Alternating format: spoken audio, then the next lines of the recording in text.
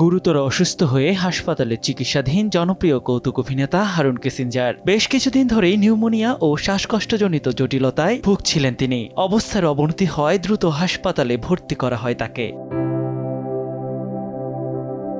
বাবার অসুস্থতার খবরে সামাজিক মাধ্যমে এক মানবিক আবেদন জানিয়েছেন হারুন পুত্র রুবেল খন্দকার। বাবার জন্য দোয়া চেয়ে লিখেছেন, বাংলাদেশের জনপ্রিয় কৌতুক অভিনেতা হারুন কিসিঞ্জার সারা জীবন নিজের কষ্টের কথা ভুলে মানুষের মুখে হাসি ফোটানোর কাজ করেছেন। তিনি কোনো উচ্চাকাঙ্ক্ষী রাজনীতিবিদ নন, বরং একজন খাঁটি ও নিবেদিত প্রাণ সাংস্কৃতিক কর্মী। দীর্ঘ সময় ধরে জিসাসের মিডিয়া শাখার সহসভাপতি হিসেবে দায়িত্ব পালন করেছেন এবং নিজের আদর্শের প্রতি অবিচল থেকেছেন।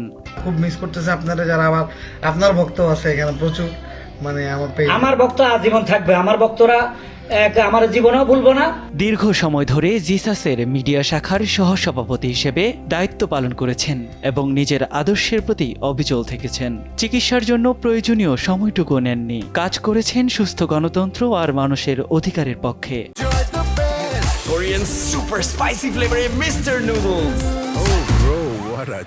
সেই অক্লান্ত পরিশ্রম আর নিজের প্রতি অবহেলার কারণেই গুরুতর অসুস্থ হয়ে হাসপাতালে চিকিৎসাধীন তিনি।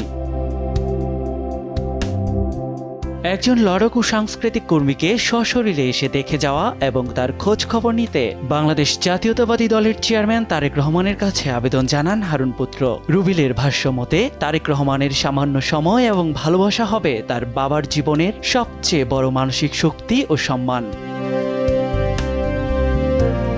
হারুন কিসিঞ্জারের চিকিৎসার জন্য কোনো আর্থিক সহযোগিতার প্রয়োজন নেই বলেও স্পষ্ট জানিয়েছেন রুবেল। দ্রুত সুস্থ হয়ে অভিনেতা ফিরুক তার পরিবারে, সেজন্য সকলের দোয়া চেয়েছেন তিনি।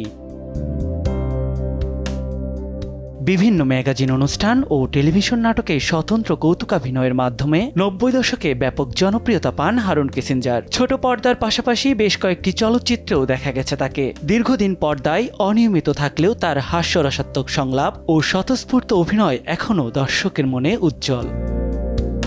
নিয়াজ শুভ, সময় সংবাদ, ঢাকা।